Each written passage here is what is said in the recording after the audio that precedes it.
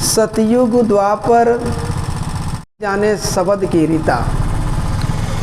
कहा कि सतयुग आया चला गया, लेकिन शब्द को नहीं पकड़ पाया। कुछ कुछ लोग पकड़े, जिन्होंने शब्द को पकड़ा, जीवात्मा को उन्होंने परमात्मा तक पहुंचा दिया। त्रेता आया, उस समय भी कुछ कुछ लोगों ने शब्द को पकड़ा,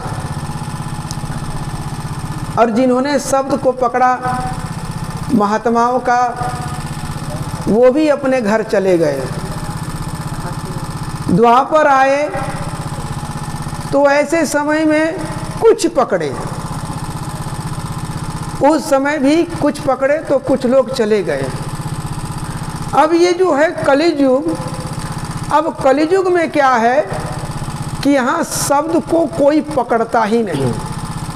बाबा जय गुरुदेव जी महाराज समझाते हैं कि शब्द को पकड़ो, शब्द को पकड़ो, शब्द को पकड़ो। अब जब शब्द को पकड़े तो हम किसको पकड़ें? आपने जो कह दिया वो मैंने पकड़ लिया, इन्होंने जो कहा उसको मैंने पकड़ लिया, राम ने जो कहा मैंने पकड़ लिया, कृष्ण ने कहा मैंने पकड़ लिया। लेकिन मैं तो कलियुग का हूँ। ये जो राम कृष्ण जो कहकर चले गए, उसे तो कोई दूसरे आदमी कह रहा है ना। कोई ब्राह्मण कह रहा, कोई विद्वान कह रहा, कोई ज्ञानी कह रहा। अब हमको यहाँ पर अंदाज लगाना चाहिए कि कोई ब्राह्मण कह रहा है, हमने उसको पकड़ लिया। अब आज कलियुग में मन तो मलिन हो गई, मन हमारा आपका चंचल हो गया। अब उन्होंने जो शब्द कहा उस शब्द को मैंने पकड़ा। अब यहाँ पर किस प्रकार की गलती हो गई, जरा अंदाज लगाना। इस कलियुग में एक मीरा की बात आती है, तो ई मीरा की बात में एक गाना उन्होंने गाया अपने भक्ति पर। कहा क्या कि पायो जी पायो मैंने नाम रतन धन पायो। ये मीरा देवी दीदी बोल के चली गई। बाई का मतलब दीदी होता है शायद। ये मीरा दीदी आकर कह के चली गई जो कृष्णा की भक्ति करती थी। ये शब्द को धीरे धीरे धीरे धीरे कलियुग में लोग भूल गए। अब देखने में यह आया कि कुछ लोग जब इस गीत को जब लिखने लगे और संसार में ज्ञान की प्राप्ति के लिए जब हमारे आप को ज्ञान बढ़ाने के लिए जब लिख कर जब भेजने लगे, तो वहाँ पर वह बदल गया। क्या बदला कि पायो जी पायो मैंने नाम रतन धन पायो। नहीं, पायो जी मैंने पायो राम रतन धन पायो। उस समय में तो उन्होंने कहा कि मैंने नाम रतन धन पाई। अब आज के समय में हमको ये बात पता लगता है कि भाई राम रतन धन पाए। अब पूरी संसार के लोगों में ये विचार, ये बुद्धि ही नहीं आई कि मीराबाई तो कलियुग में आई थी, और मीरा जो है ये तो भगवान नारायण कृष्ण की भक्ति करती थी। तो ये तो राम के ज़माने में थे ही नहीं। तो ये राम नाम कहाँ से आएगा, ये हमको आपको समझ में नहीं आया। ये बात हमको समझ में नहीं आया। और हमने क्या किया कि पायो जी पायो मैंने राम रतन धन पायो, इस शब्द को हमने पकड़ लिया और पूरी दुनिया में हम इसी को गाते चले, इसी को भी नाचते चले, इसी पर हम फिदा हो गए। हमने क्या पकड़ा? पायो जी पायो हमने राम रतन धन पायो। महात्माओं ने देखा, अरे बुद्धि तो गड़बड़ हो गई इसकी, बड़ी गड़बड़ में फंस गए ये लोग। असली चीज़ को तो ये लोग जान नहीं रहे। तब ऐसे घोर कलियुग में अनजाने में लोग जिस रास्ता पर चलना चाहिए था उस रास्ता पर ना जाकर कुछ टेढ़ी चलने लगे। और जब टेढ़ी चले तो टेढ़ी रास्ता में चलने वाले तो गिरेंगे ही गिरेंगे। दया हो गई, गुरु महाराज ने कर दिया हमारे ऊपर, आपके ऊपर। और जब संत महात्मा इस संसार में कलियुग में प्रकट होकर जब इस संसार में अवतार हुए, तो जितने टेढ़ी बेकी उल्टे सीधे जो थे, ये सारे के सारे शब्दों को उन्होंने सरल और सीधा करके एकदम शुद्ध तरीका से सीधा बना दिया। तब हमको संत के दरबार पर सत्संग में आए तब हमको ये बात की ज्ञान हो गई कि ये राम रतन नहीं, ये नाम रतन है। ये राम रतन नाम रतन नहीं, ये नाम रतन है। तब सत्संग सुनते सुनते सुनते हमको ये ज्ञान की प्राप्ति हो गई कि मीरा तो कृष्ण की भक्ति करती थी, राम की तो करती नहीं थी, तो वह कैसे कह सकती है कि मैं राम रतन धन पाई। तब समझ में आया जब गुरु, संत सदगुरु, महात्मा जब हमारे सर पर हाथ रख कर हमें आपको समझाया। इसके पहले हम नहीं समझे थे। जब नहीं समझ में आया था, ऐसे समय हमने अपने जीवन में कितना लफड़ा, कितना कचड़ा को हमने अपने आप के ऊपर डाल दिया। अब डालने के बाद जब संत महात्मा आए, उन्होंने हिसाब किताब करके देखा कि ये तो कोई अपने घर जाने वाला नहीं, और उन्होंने एक लाइन में कहा कि चल रे हंसा अमर लोके जहाँ काल ना जाए। हमको आपको ये समझाते हैं कि ये जीवात्मा, ये हंसा, अरे आप तो अमर देश के रहने वाले हो, एक काम करो, चलो अमर लोक जहाँ नहीं मरते, अमर, इसका मतलब है वहाँ मरण है ही नहीं, वहाँ जन्म है ही नहीं। उन्होंने कहा कि ऐसे कुछ काम कर लो कि जब यहाँ से छुटकारा मिले और शरीर को जब छोड़ दो तो आपकी आत्मा, हमारी आत्मा सीधे अमरलोक चली जाए, और उस अमरलोक में काल नहीं जाता। काल जिस जिस लोक में जाएगा, उस लोक में चाहे देवलोक हो, चाहे मृत्यु लोक हो, या तो पाताल लोक हो, किन्नरक लोक हो, कंधर्क लोक हो, जिस लोक में काल रहेगा उस लोक में जीव को परेशानी होगी, नहीं होगी ये हो नहीं सकता। इसीलिए उन्होंने कहा कि चल रे हंसा अमर लोके जहाँ काल ना जाए। अब हम जगत के लोग तीन लोक में फंसे हुए हैं, ये है, ये वो है, वो है। अब हम सब नमक हलाली करना शुरू कर दिए। अच्छी है, नमक हरामी नहीं करनी चाहिए, सबको नमक हलाल होना चाहिए। अगर विष्णु जी हमें जगत में भोजन दे रहा तो उनकी भी कदर करनी चाहिए। अगर हमको ब्रह्मा जी पैदा किया है तो उनका भी हमको सम्मान करना चाहिए। शंकर जी समय आने पर इस जर्जर शरीर को हम कब तक ढोते चलेंगे, वो हमारी जर्जर शरीर को संहार कर देते हैं, तो उनका भी कदर करना चाहिए। लेकिन ये है कौन? नौकर।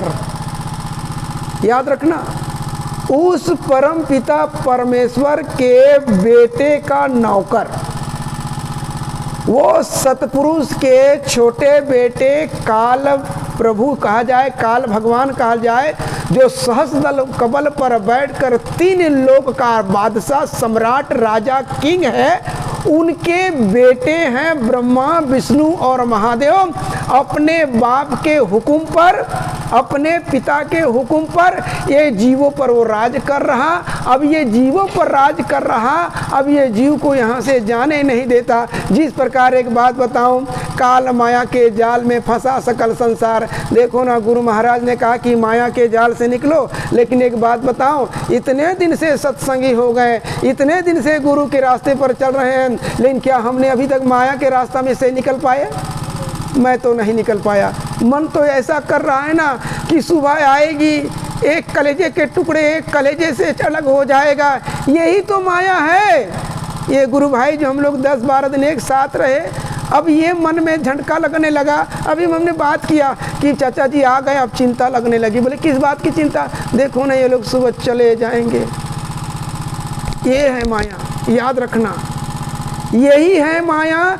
इस संसार की माया से हम निकल गए, मगर इधर से निकल गए तो इधर चिपक गए। बुरा नहीं मानेंगे, ना इधर काम आएगा ना इधर काम आएगा। ये कर्तव्य निभाते चलो, एक गुरु भाई और एक गुरु बहन से अपना रिश्ता जोड़कर जो सिस्टम है, इस कर्तव्य को निभाते चलो। माया में नहीं फंसो। ये जड़ शरीर एकदम प्योर माया है। चाहे हम जितने भी संत सदगुरु के रास्ता पर चले, लेकिन ये जड़ शरीर माया है, और इसी शरीर से हमको प्रेम हो गया 8 दिन 10 दिन 5 दिन में। इसीलिए इनसे भी हमको बचना चाहिए। बोलिए जय गुरुदेव। ये माया का लोक है। खैर कोई बात नहीं, जब तक है जिंदगी प्रेम तो लगी रहेगी। गुरु महाराज ने ये भी कह दिया है कि जड़ से प्रेम नहीं करोगे तो चेतन से कैसे करोगे।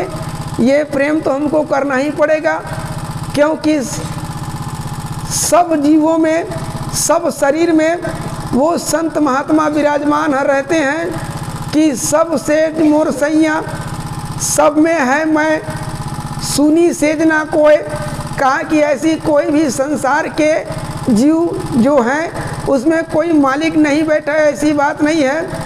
इसीलिए महात्माओं ने कहा कि सब जीवों पर दया करो।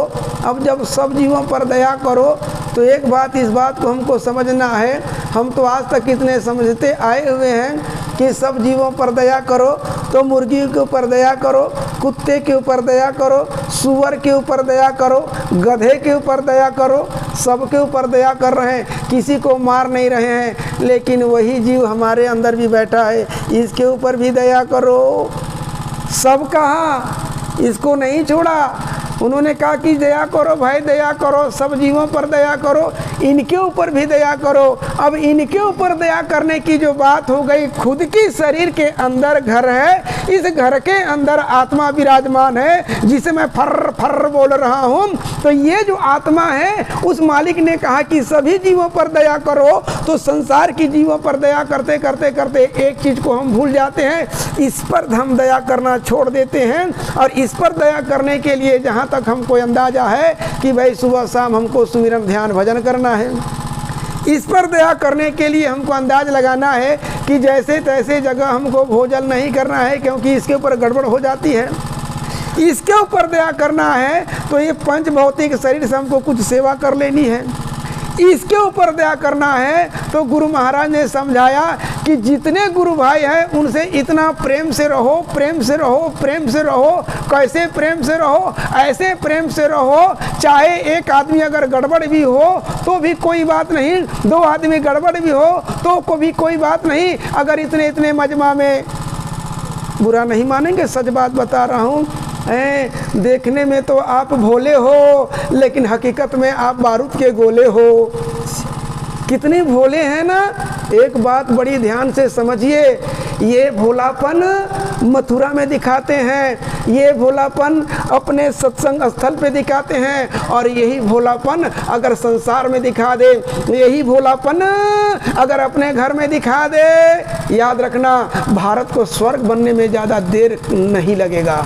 जो भोलापन हम इस सत्संग स्थल में दिखा रहे हैं, एक आंखें बच्चे बन गए, जो बच्चे टींग सी दिखती रहती है, उसी प्रकार कितना भोलापन है, कितना प्यारापन है। और यही प्यारापन गुरु महाराज ने कहते हैं सब जीवों पर दया करो, बुराई ना माने।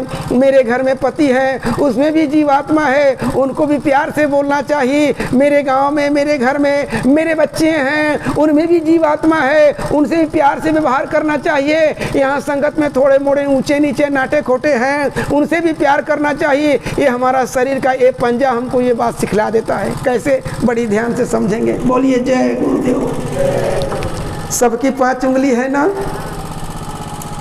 ये बड़ी गड़बड़ है, बड़ी आलसी है, ये कुछ काम नहीं करती, किनारे रहती है, बड़ी गड़बड़ है, बड़ी गड़बड़ है। देखो हम 5 हैं तो इसी प्रकार ये शरीर हमको कैसे समझा दे रहा है कि ये गड़बड़ है। जब किसी को 1 नंबर लगे ना, बेशर्म है, ऐसे करती है, बड़ी गड़बड़ है, पतली है, दुबली है, हमेशा किनारे किनारे रहती है, बड़ी आलसी है, कुछ काम नहीं करती। इससे भी ज़्यादा गड़बड़ ये है अंगूठा, इसे कुछ नहीं मिलता अंगूठा, मगर अंगूठी ये पहनते हैं, ये नहीं पहनता। इसमें बड़ा अहंकार है, ये बड़ा घमंड है, ये बड़ा गड़बड़ है, इसीलिए हमेशा किनारे किनारे रहता है। ये 4 एक संग रहते हैं, ये सबसे किनारे रहता है, बड़ा गड़बड़ है इसका सिस्टम। इतना तक कि अगर हम गुरु के सामने नमन भी करने जाए ना तो भी ये किनारे रहता है। करके देखना, जय गुरुदेव, किनारे ही है, बड़ा गड़बड़ है, ये बड़ी गड़बड़ है। अब इसे हमें अगर साथ लेना हो तो क्या करना पड़ेगा? ये अहंकार है। बाबा जी ने कहा कि सेवक सेवा में लगी रहे तो बनो सारो काम, इसे कुछ सेवा करा लो। गड़बड़ है तो गड़बड़ को साफ करना है तो सेवा करा लो। लोग गुरु के रास्ते पर क्यों नहीं आते? लोग परमात्मा की सेवा क्यों नहीं करते? लोग संगत से प्रेम की क्यों नहीं करते? इसीलिए नहीं करते कि यह तन है विष की बैलरी, जिसमें जहर लगा रहेगा, कर्मों का जिसमें जहर लगा रहेगा, भूतों का जिसमें जहर लगा रहेगा, अंगड़ बंगड़ का, वो ये सबको नहीं मानेगा। लेकिन अगर हम में आप में दम है, इन चार में दम है, तो एक काम करना, उनको प्यार करना, हाथ जोड़कर कहना कि भैया एक काम करना, यहाँ पर थोड़े हेल्प कर दे। क्या हेल्प कर दे? ये सामान जो रखा है, इस सामान को आप उठा दे। तो इसको ये ऐसा करके नहीं उठाएगा, ये भी बेचारा चलो हाथ लगा देते हैं, है ना, लगा दिया ना। हमको आपको यही करना है। एक छोटी सी उदाहरण जो हमारे पंजा ने हमको दिखा दिया कि किसी के संग ना बैर करना। कबीर खड़ा बाजार में, मांगे सबकी खैर, ना ही किसी से दोस्ती और ना ही किसी से बैर। इतना दोस्ती भी अच्छी नहीं और हमें किसी से तो शत्रुता करना ही नहीं चाहिए, क्योंकि ये भी दोस्ती एक तरह की माया ही कहा गया। क्योंकि इसी के चक्कर में हम फंस ना जाएं। प्रेम करो, माया के चक्कर में मत फंसो। तो हमें ना किसी से दुश्मनी है और ना किसी से बैर है। अगर उसे हमें अपनाना हो तो करना क्या होगा कि भैया जी थोड़ा help, please help me. Hindi बोलो या अंग्रेजी बोलो, लेकिन बोलकर क्या करो कि चलो हाथ लगा दो। देखो किनारे ही रहेगा, वो कहेगा कि ठीक है आपने मेरा भरोसा किया तो मैं सबसे ऊपर रहूँगा। देखो सबसे ऊपर है लेकिन मदद कर दे रहा है। इसीलिए संतों के सिस्टम है, कभी किसी को छोटा नहीं समझना, कभी किसी को नीचा नहीं समझना और सब मिलजुल कर रहना। और जिस दिन हम अपने आप में ये सोच लें कि ये गड़बड़ है, ये गड़बड़ है, ये गलत कर रहा है, ये ठीक नहीं है, इसका मतलब है कि हमारे अंदर कुछ भी, वो तो गड़बड़ है, गड़बड़ है, हम में भी गड़बड़ आ गई। क्योंकि दिल का हुजरा साफ कर आना को जाने के लिए और गैरों को तो दिल से हटा, इनको बैठाने के लिए। हटाओ यहाँ से इनको। किनको? काम क्रोध लोभ मोह अहंकार को, वरना हमारे अंदर जो रहेगा ना वही निकलेगा। याद रखना, हमारे अंदर क्रोध है ना, तो मैं जितना भी मीठा बोलने का प्रयास करूँगा क्रोध ही निकलेगा। जैसे ख्याल करो, आज के ज़माने में काले और सफ़ेद दो तरह के उस मालिक ने रंग बना दिया। जो काले हैं उसे जितना भी दूध में नहलाओ, जितना भी दूध में नहलाओ, वो सफ़ेद होगा क्या? क्योंकि उसके अंदर काला है, दूध के हटने से ही वो काला निकल आएगा। तो क्या करना, उसी काले के अंदर में अगर खोदा जाए तो देखो उसी कोयले की खान से हीरा भी पैदा होता है। और उस हीरा को निकालने के लिए अपने आप को खोदना पड़ेगा। दिल का हुजरा साफ कर आना को जाने के लिए और गैरों को दिल से हटा मालिक को बैठाने के लिए सारे के सारे चीज़ को धीरे धीरे धीरे धीरे धीरे धीरे निकाल कर फेंक दिया जाए। और जिस दिन ये फेंक दिया जाएगा वो फट के बैठ जाएगा, देर नहीं लगेगा। इसीलिए ये जो गुरु महाराज सत्संग में बैठाते हैं, ये अध्यात्म पाठशाला, अध्यात्म विद्यालय, आध्यात्मिक का स्कूल है। इसमें तो हमें किसी कीमत पर किसी भी कारण से हमको नहीं छोड़ना चाहिए। अगर एक दिन छोड़ दिया तो हो सकता है हम परीक्षा में फेल खा जाएंगे, पास की जगह हमारा फेल मार्क आ जाएगा।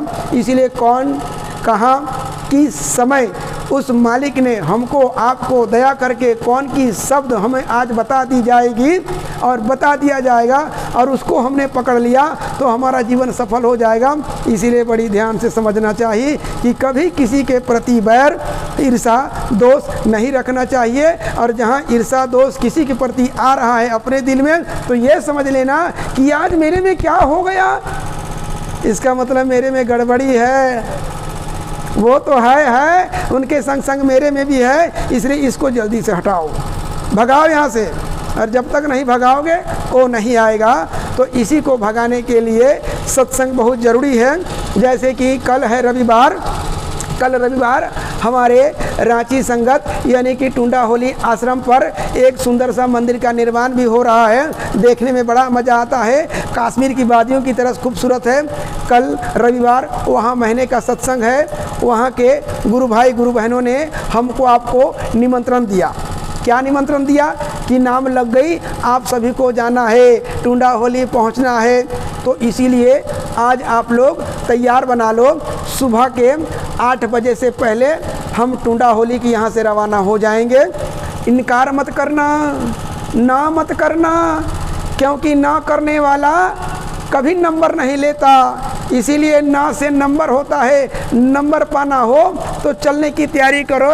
एक बात मेरे समझ लो, क्योंकि मैं अपने जीवन में इस चीज़ को देखा हूँ, संसार के लोग इसमें खर्चा करते हैं, इसमें खर्चा करते हैं, हम क्या करेंगे, इसमें खर्चा करेंगे। खर्चा दोनों से है, लेकिन हमारा खर्चा परमार्थ की ओर चलेगा, उनका खर्चा बेकार की ओर जाएगा। खर्चा दोनों है, तो इसीलिए पैसा तो लगेगा, कोई बात नहीं, लेकिन गुरु महाराज की दया से हमको आपको सुबह से जल्दी वहाँ चलने की तैयारी करनी है।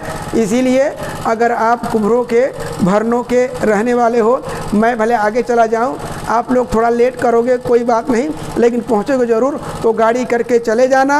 आने के बाद मालिक की दया से बात विचार करके उनकी हिसाब किताब कर जाएगी पक्का। दूसरी बात ध्यान दीजिएगा, अभी किसी जगह जब भंडारा चलता है तो इसमें हमको एक ज्ञान होना चाहिए। अभी मुझे बता दो, मुझे तो नहीं मालूम, खाना खाने से पहले हम क्या देते हैं? पानी।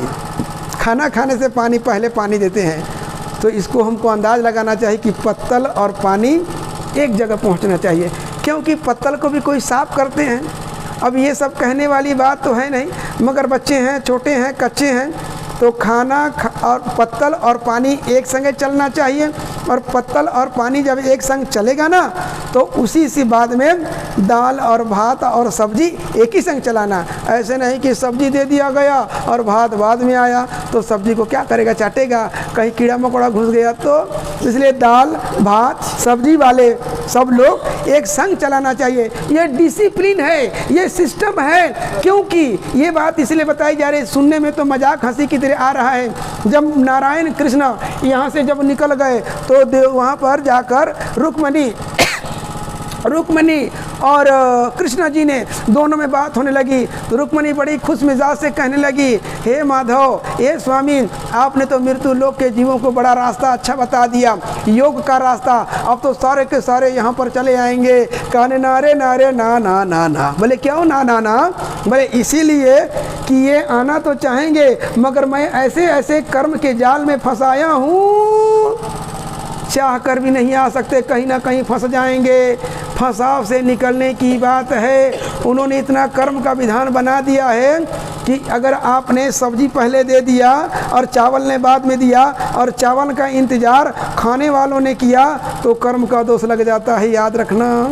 रास्ते पर जब खाना दे रहे हो, एक आदमी का पत्तल अभी खाली है, उसको दिया, उसको छोड़ दिया, उसको दिया, कर्म का बोझ लग जाता है। याद रखना, सब्जी खाते समय आप पानी की सेवा कर रहे हो और एक आदमी हिचकी मार दिया, तो याद रखना आपका पानी का सेवा बेकार हो जाता है। तो कितने प्रकार की बंधन उन्होंने बनाया है, हमको आपको नहीं मालूम, लेकिन जब सत्संग में आते जाते रहेंगे तो एक एक चीज़ को हम समझेंगे, और उसको समझने के बाद अपने खोपड़ी में, कंप्यूटर में, दिमाग में सील साल कर रख देंगे, तब समय पर हमारा काम आ जाएगा। इसीलिए ये बात हमको आपको हमेशा जानकारी रहना चाहिए कि जब हम कोई अतिथि को खाना दें, कोई हमारे घर में मेहमान खाना आ जाए, तो सबसे पहले पत्तल और पानी, थाली और पानी संग संग देना चाहिए। ये नियम है, ये सिस्टम है, मगर हम गड़बड़ कर देते हैं, मुश्किल खड़ी हो जाती है। बोलिए जय गुरुदेव। मथुरा 4 तारीख को यहाँ से हम लोग निकलने वाले हैं। गुरु महाराज ने कहा, इधर आ, मैं तुझे महफूज कर दूँ। सब महफूज से बाहर चले गए। इधर आओ, मैं तुझे सेपरेट महफूज कर दूंगा। और जानते हैं, जब तक महात्मा के हथेली पर रहते हैं, किसी प्रकार की हवा नहीं लगती है, और महात्मा की हथेली से निकल जाते हैं तो संसार दबोच लेता है, पकड़ लेता है। 1 साल हो गया, 4 महीना हो गया, कहीं ना कहीं आवरण, कहीं ना कहीं गर्दा हमारे शरीर पर लग चुका, वो कहाँ धुलाएगा? ये गंदगी को कौन लेगा? देवी देवता लेंगे, गड़बड़ है, वो लेंगे नहीं, बड़ी चालाक है। कौन लेगा? लेंगे तो मथुरा के नाम योग साधना मंदिर में एक ऐसा मंदिर का निर्माण हुआ, ऐसे भव्य मंदिर का निर्माण हुआ। बाबा जय गुरुदेव जी महाराज ने उस मंदिर का नाम योग साधना मंदिर रखा। उस मंदिर में जीता जागता देवता बैठता है, और उस मंदिर का देवता कहता कि भैया मुझे कुछ नहीं चाहिए, मुझे चाहिए तो तेरे बुरे कर्म, तुम्हारे गलत कर्म, वही हमारे बुरे कर्म, वही हमारे गलत काम जो तिल भर रह जाए शरीर में तो फुंसी कर देगा, और वही फुंसी धीरे धीरे बड़ा हो जाता है। मालूम है, बुरा नहीं मानेंगे, अभी हमारे संगत में लोगों से सेवा की बात कही गई। मथुरा चलो, सेवा लगेगा, भंडारा सेवा, गौशाला सेवा, चारा सेवा, विद्यालय सेवा। अब किसी किसी के अंदर में याद आ गया, अरे मैं तो इतना सेवा देता हूँ। हैं, मैं देता हूँ? आपको मालूम है आप जो दे रहे हो क्या ये सही आपकी सेवा है? आज हम सेवा करते करते बाजी क्यों नहीं मार रहे हैं? इसीलिए नहीं मार पा रहे हैं बाजी क्योंकि सही सेवा नहीं जा रहा है। 2 मिनट के लिए बड़ी ध्यान से सुन लीजिए। अरे भाई, यहाँ पर हम लोग एक दिन में अगर कोई कुली का काम करते हैं तो एक कुली का रेट कितना है? 300। ये 300 कितने देर में हो तो मिलता है? 8 घंटा में, है ना? 8 घंटा कमाओगे तो 300 रुपया पक्का। लेकिन है कोई यहाँ पर कि प्योर 8 घंटा कोई काम करता हो? मैं ही 8 घंटा नहीं काम करता, 15 मिनट कम करता हूँ, 10 मिनट कम करता हूँ। जाने में लेट हो जाता है, आने में जल्दी हो जाता है, तो 5, 10 मिनट, 15 मिनट जो 8 घंटा में कमी होती है, लेता तो पूरा पैसा हूँ, लेकिन यही पैसा, यही हमारे कर्मों का बोझ हो जाता है। अब इसी को गुरु महाराज मंदिर सेवा, गौशाला सेवा, चारा सेवा, विद्यालय सेवा, अपने संगत में कोई आश्रम बन रहा है या तो संगत का कोई उत्थानी काम हो रहा है, इसमें जो सेवा मांगी जाती है तो ये सेवा उसी के सेवा है और दूसरा का नहीं है। तो हमको आपको क्या करना, हमने जो संकल्प किया था कि ये सेवा मुझे देनी है, लेकिन इनके संग संग थोड़ी और बढ़ा दे। याद रखना कि आज से नहीं, जब से मेरी उम्र 15 साल का था, आज मेरा उम्र 18 साल का हो गया, तो 3 साल में हमने ये 15 मिनट पैसा गड़बड़, 10 मिनट पैसा गड़बड़, 2 मिनट पैसा गड़बड़, ये गड़बड़ तो दे रहे हैं। अब जैसे कि 300 रुपया में 50 रुपया गड़बड़, तो 295 रुपया गड़बड़ है, तो हम 5 रुपया तो दे दिया, सोचा कि हमने दे दिया, नहीं, ये गड़बड़ दिया। अब थोड़ी अपनी दे दो 5 रुपया, तब जाकर ये काम बनेगा।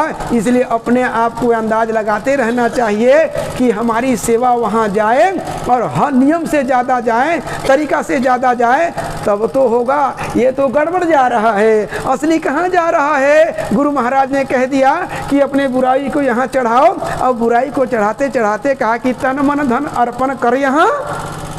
अब तन को भी डालो, मन को भी डालो, सबको वहाँ अर्पण कर दी जाए। और जब सब अर्पण कर दिया जाए, सब कुछ दे दिया जाए, अब जय गुरुदेव जी, अब हमको जरूरत है, मांगो तो सही, वो मिलेगा, नहीं मिलेगा ऐसा हो ही नहीं सकता। इसलिए मथुरा चलने की तैयारी करो।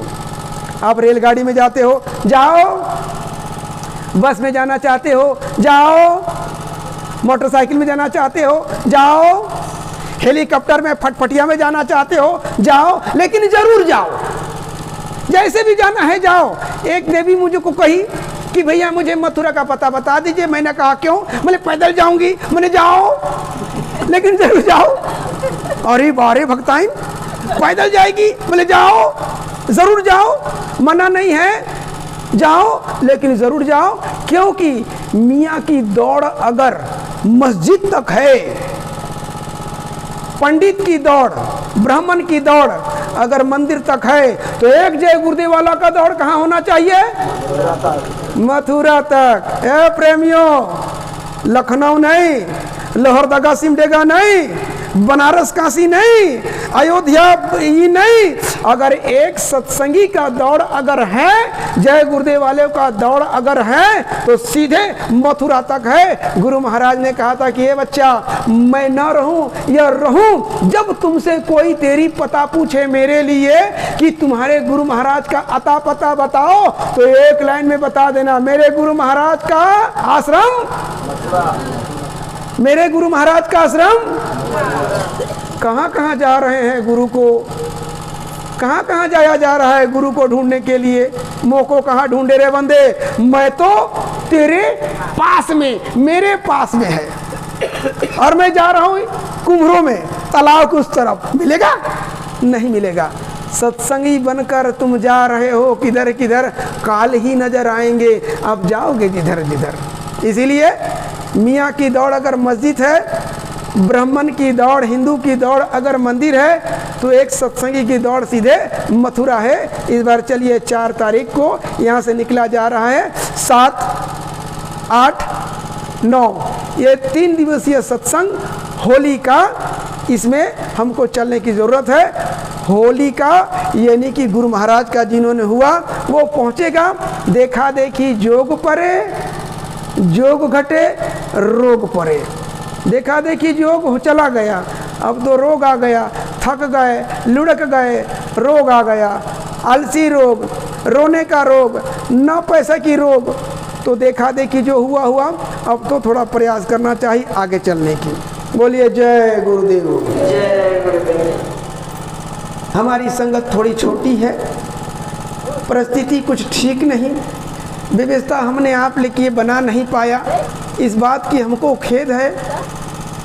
दूसरी बात ये है कि ये भी भोजन यहाँ पर जो भी सूखा खांडा होगा आप लोग यहाँ करके ही गुड नाइट करेंगे, अच्छा रहेगा। आप लोग ये ना कहेंगे कि मैं नाश्ता खाया तो मेरा पेट भरा हुआ है। पेट तो सबका भरा हुआ है, पानी से भी पेट भरता है, प्रेम से भी पेट भरता है, लेकिन थोड़ा सा कलियुग में अन्न में प्राण है, थोड़ी थोड़ी प्यार से ज़रूर खा के आप लोग सोएंगे। जय गुरुदेव।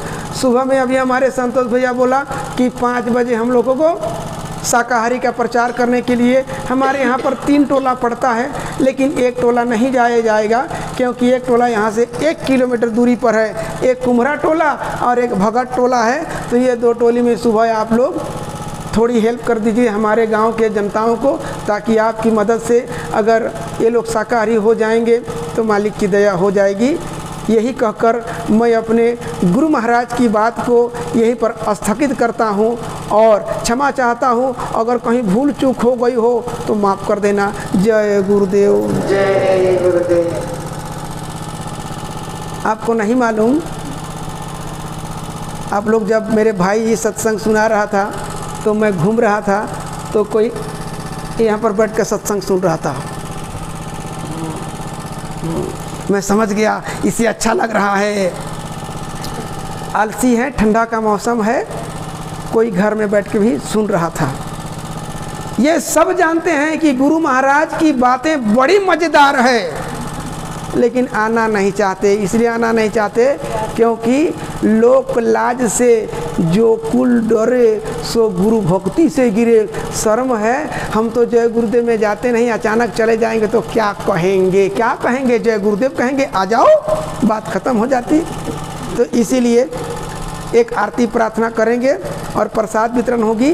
भले देर हो गई कोई बात नहीं, लेकिन बैठकर ही प्रसाद को हमको आपको ग्रहण करना चाहिए। याद रखना, मालिक की प्रसाद को, ये ऐसा प्रसाद है, आप लोग भले प्रसाद कहते हो तो मैं भी कह देता हूँ, लेकिन जहाँ तक कि मैं इसे दवा समझता हूँ, ऐसी प्रसाद है कि मुर्दा को खिला दिया जाए तो जिंदा हो जाता है। और इतनी महान प्रसाद को इज्जत के साथ, अदब के साथ, सम्मान देकर ग्रहण करना चाहिए। आप कहीं भी सत्संग जाते हो कोई बात नहीं, लेकिन जब ये गुरु महाराज का प्रसाद मिले ना, उसे बैठकर ही ग्रहण किया जाए।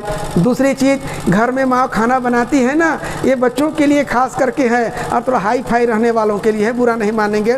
जो घर में खाना बनाते हैं ना, माँ घर में खाना बनाती है ना, दीदी सरस्वती, माँ देवी, उनके हाथ पर जब परस हो जाता है चावल का दाना, तो ये हीरे मोती अमृत बन जाता है प्रसाद।